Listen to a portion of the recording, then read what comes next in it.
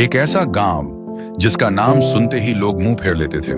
नाम था भीखूपुर गांव, जहां सपने पैदा होने से पहले ही भूख से मर जाते थे। वहां के लोग दिन भर खेतों में खून पसीना बहाते, पर शाम को रोटी तक नसीब नहीं होती। उस गांव के बच्चे और बूढ़े सब सड़क के किनारे भीख मांगते दिखते थे, और इस गांव की बर्बादी का एक ही कारण था, टाइटन। नाम नहीं, लोगों के लिए सजा था।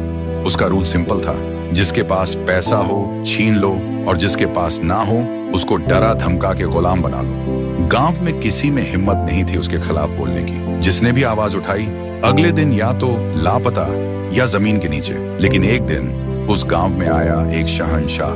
नाम था रायस्टार। रायस्टार अपनी छोटी बहन के साथ गांव में आया था, पर उसका असली मकसद कुछ और था, भीखू गांव को गरीबी से आजादी दिलाना। एक दिन सुबह सुबह रायस्टार एक्सरसाइज कर रहा होता है। तभी कुछ लोग उसे देखकर बोलते हैं, बेटा तुझे मौत से डर नहीं लगता क्या? रायस्टार मुस्कुराकर कहता है, डरता वो है जिसका दिल छोटा हो। मैं तो वहां वार करता हूं जहां सांस लेना भी मुश्किल हो जाए। फिर एक दिन टाइटन अपनी गर्लफ्रेंड से मिलने जा रहा होता है, लैम्बोर्गिनी में स्वैग उड़ाते हुए।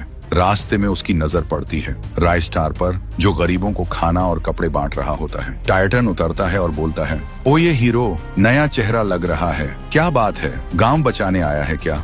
रायस्टार ठंडे लहजे में कहता है, हीरो नहीं, तेरा अंतिम संस्कार बनने आया हूँ। टाइटन हंस के बोलता है, ज्यादा फिल्मी मत बन, पैसा निकाल। रायस्टार आंखों में आंखें डाल के बोलता है, तेरे हाथ तोड़ दूंगा, ताली भी नहीं बजा पाएगा अपने जनाजे पे। टाइटन गुस्से में रायस्टार के पास आता है और थप्पड़ मारने ही वाला होता है, लेकिन एक ही मुक्के में टाइटन हवा में माँ, बस यही एक लफ्ज उसके मुंह से निकलता है और धड़ाम से जमीन पे आ गिरता है, और वहीं उसका दी एंड हो जाता है।